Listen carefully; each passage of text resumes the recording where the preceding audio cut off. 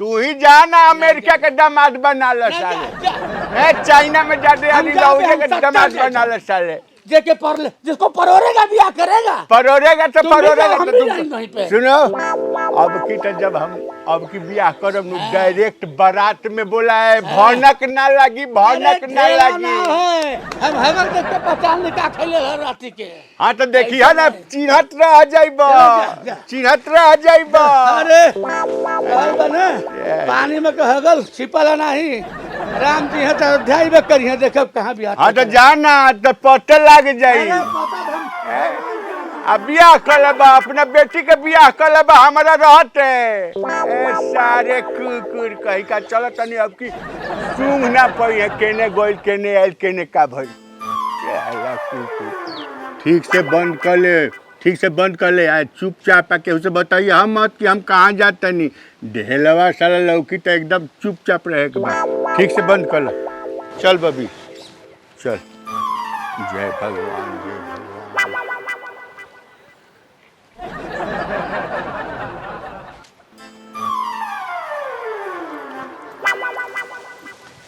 अरे बाबूजी आराम से। ए बेटिया। हाँ बाबूजी।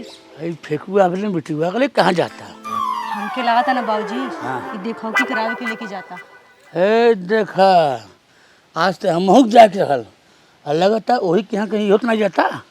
लागता बाबूजी बाबूजी अगर हमार बियाह ना भइल तो हम मर जाई। एकर बियाह कटवा के अब वही जे हमार बियाह करवा दे। शाबाश, अब एक एक हजार दे लाख बेटी हमार बेटी है। और हम 18 जने बियाह कट के अपन बियाह कैले हनी। घबराओ मत, इनके बिटिया बियाह जिंदगी में ना हो जाए। जहाँ जाई हैं काट के हम तोड़े बियाह करब, अपन किडनी बेचे कोई तो बच्चा। घबराओ मत। हाँ बाबूजी। घबराओ मत।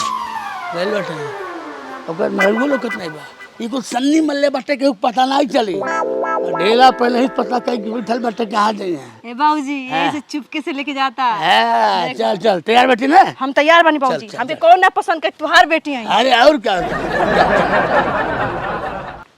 जी लड़की तो पसंद भी है हमरा के। लड़की पसंद भी है, तनी उम्र दराज लागत है। आज वो तो खैला पीला तनी दे दस्ता तनी बढ़ गइल बाटे। अच्छा। वो जिम जाई नु हाँ, हाँ। सब ठीक हो जाई। अच्छा अच्छा।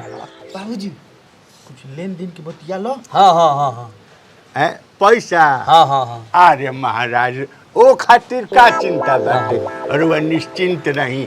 हम 2 लाख रुपया अच्छा है। हाँ, हाँ। अब भैंस पाड़ा भी आइल बिया, ये तब पाड़ा से ही ते भैंस ले ली। 500 मिल जाएगी।